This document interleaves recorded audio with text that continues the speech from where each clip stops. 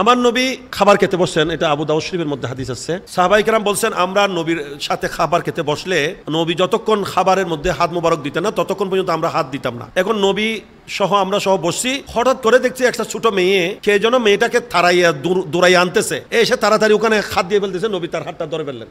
খাবারের মধ্যে কি দিয়ে ফেলতেছে? হাত দিয়ে ফেলতেছে, নবী তার হাতটা ধরে ফেললেন। বলে যে এর হাত এখনো ধরা, এমত অবস্থায় দেখা যাচ্ছে আরেকজন বৃদ্ধ মানুষ, গ্রাম্য মানুষ, আরবি আছে রেওয়ায়েতের মধ্যে, আরবি বলা হয় বেদুইন, গ্রাম্য মানুষ, একজন বেদুইনকে নিয়ে আসে, মনে হচ্ছে তাকে যেন কেউ তাড়া করছে, ইতার অনেকে দড়ি টানিয়ে নিয়ে এই ভাইয়ের দূরের হানা ভিতরে হাত দিয়ে ফেলার আল্লাহ নবী রাত দড়ি ফেলাই। এরপর আল্লাহ নবী বলছেন তোমরা তো দেখতেছো না। কাদেরকে বলছেন? সাহাবায়ে কেরামকে বলছেন তোমরা দেখতেছো না এই খাবার নিয়ে আমরা যখন বসছি শয়তান চাচ্ছে খাবারটা খেয়ে নিতে, শুরু করে দিতে। এখন তো সে শুরু করতে পারছে না, সে এই ছোট মেয়েটাকে তাড়া করে নিয়ে আসে, এই মেয়েটার হাতের সাথে তার হাতও ঢুকাই দিবে খাবারের মধ্যে।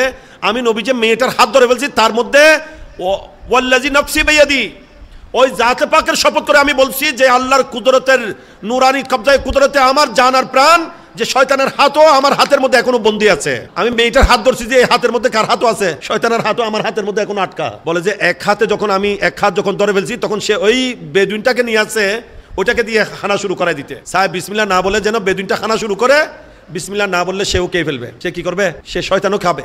আমি তার হাতও ধরে ফেলছি। এবার আল্লাহ নবী এদেরকে ছেড়ে দিয়ে বললেন বিসমিল্লাহ বলো তোমরা সবাই, বিসমিল্লাহ বলে খাবার শুরু করলেন।